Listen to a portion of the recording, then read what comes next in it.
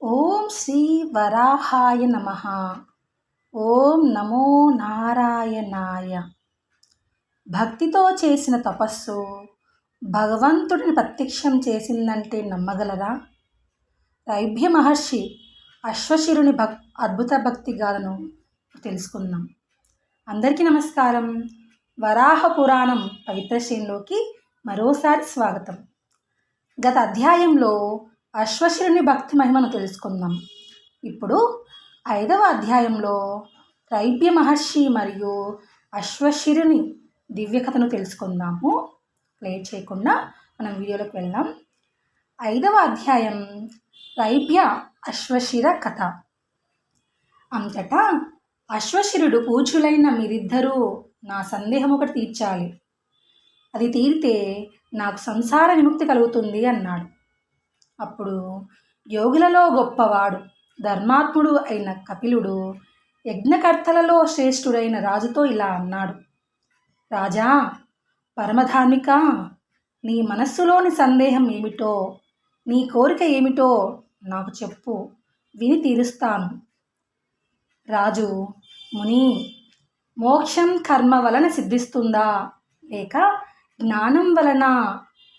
నన్ను అనుగ్రహించి ఈ సందేశాన్ని తీర్చండి అని అడిగాడు.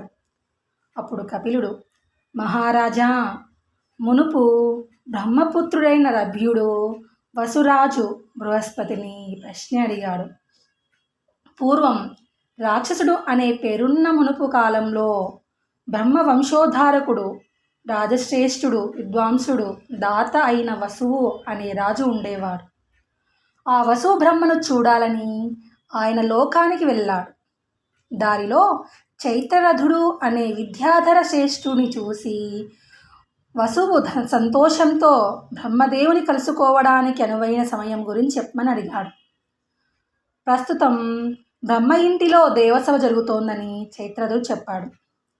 అది విన్న వసువు బ్రహ్మ ఇంటి ద్వారం వద్ద నిలిచాడు. అంతలో మహాతపస్వి అయిన రైభ్యుడు అక్కడికి వచ్చాడు. ఆ వసురాజు సంతోషించి నిండు మనసుతో ముందుగా ఆయనను పూజించి, ఎక్కడికి వెళ్తున్నారు ముని అని అడిగాడు. అప్పుడు రైభ్యుడు, మహారాజా, నేను ఒక విషయాన్ని గురించి దేవపురుషోత్తుడైన బృహస్పతిని అడగడానికి ఆయన వద్దకు వస్తున్నాను అని చెబుతుండగా బ్రహ్మ మహాసభ మూసింది. దేవతలందరూ తమ తమ నివాసాలకు వెళ్ళారు. అంతలో అక్కడికి బృహస్పతి వచ్చి రైభ్యునితో కలవడానికి అనుమతి తీసుకొని వసుని పూజలు అందుకొని వారితో కలిసి తన ఇంటికి వెళ్ళాడు.